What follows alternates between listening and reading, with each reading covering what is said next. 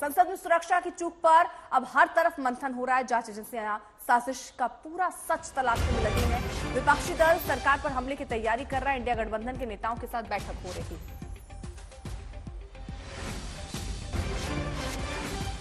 उधर पीएम मोदी ने एक बैठक की है अपने वरिष्ठ मंत्रियों के साथ। हालांकि इस बैठक का एजेंडा स्पष्ट नहीं है। बैठक में अमित शाह, पीयूष गोयल, प्रहलाद जोशी, अनुराग ठाकुर मौजूद रहे। बीजेपी अध्यक्ष जेपी नड्डा भी इस बैठक में शामिल बताए जा रहे हैं। संसद की सुरक्षा चूक मामले में पहली कार्रवाई हुई है। 8 लोग सुरक्षा टीम से जो जुड़े हुए हैं उन्हें सस्पेंड कर दिया गया है। किस तरीके से जूते के अंदर इस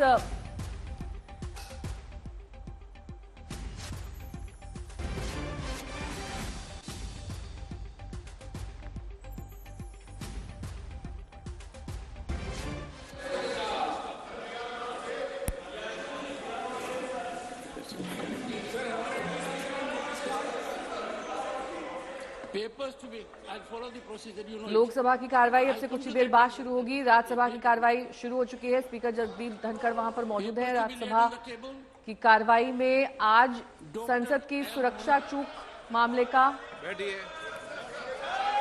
चर्चा हो सकती है। ये मुद्दा उठाया जा सकता है। कहा जा रहा है कि इस पूरे मामले पर निर्वाचित सदस्यों ने गठित की जाए। लोकसभा की सदस्यता से त्यागपत्र दे दिया है। तेलंगाना के लोकसभा राज्यसभा संसदीय निर्वाचन क्षेत्र से निर्वाचित श्री कोथा प्रभाकर रेड्डी, तेलंगाना के नलगोड़ा संसदीय क्षेत्र से निर्वाचित श्री उत्तम कुमार रेड्डी, मैंने 13 दिसंबर 2023 से उनके त्यागपत्र को स्वीकार कर लिया है। प्रश्नकाल 161 श्री एस ज्ञान तिरविनियम। माननीय मंत्री जी। अध्यक्ष महोदय, उत्तर सभा पटल पर रखा हुआ है।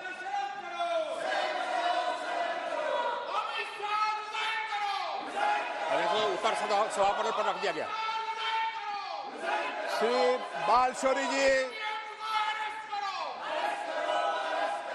बालशौरी। Yes, sir. Thank you, Speaker, sir. Sir, whole world is racing towards net zero emission and adopting green energy initiatives. Our Honorable Prime Minister made a statement at COP26 summit and set a target to make India a net zero emission by 2070. We have a target of 500 gigawatt of renewable energy by 2030, but we are far from the target. Pollution levels across the cities in India are increasing and Delhi is the worst. We all know the fact. This is an important need of capacity additions of green energy to reduce pollution levels.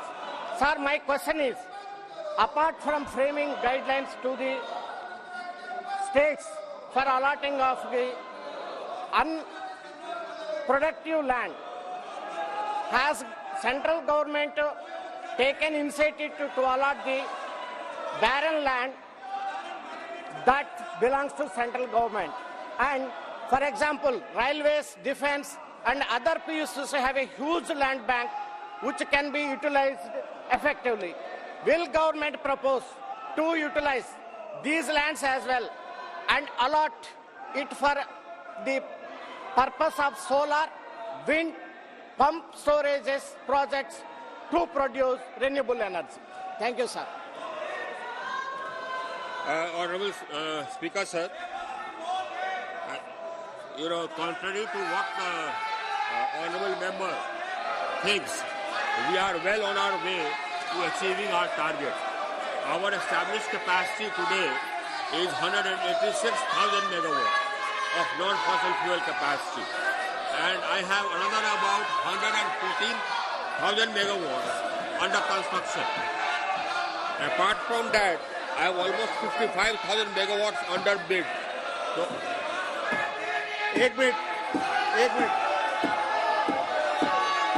माननीय सदस्यगण, जो कल घटना घटी है उस घटना को लेकर हम सब चिंतित हैं और संसद की सुरक्षा की जिम्मेदारी संसद सचिवालय की होती है और हम सब जानते हैं ये सब संसद सचिवालय और क्षेत्राधिकार संसद के अंदर आता है, विशेष रूप से लोकसभा के अंदर आता है। और इसीलिए मैंने आपसे कल चर्चा की है, संवाद किया है, फिर हम चर्चा करेंगे, आप लोगों सबको बुलाकर चर्चा करेंगे।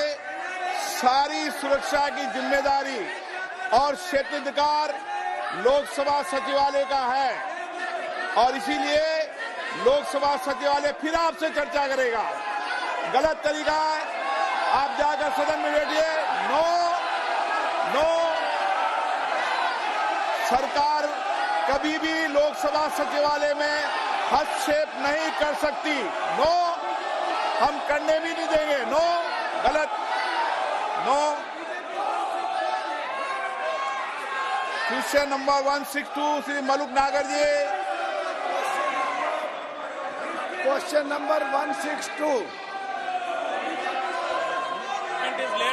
माननीय सदस्य, गलत परंपराएं, गलत परंपरा मत डालिए।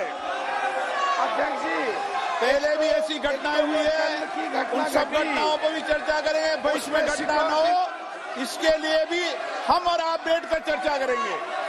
यह हमारा क्षेत्राधिकार है। सबकी सुरक्षा की जिम्मेदारी लोकसभा अध्यक्ष के नाते मेरी है, इसलिए मैं आपसे बैठकर सब चर्चा करूंगा। हर कस्बे और हर शहर के एसटीपी प्लांट के द्वारा निकालने के बाद ही केवल पानी को गंगा जी में डाला जाता है, क्या ये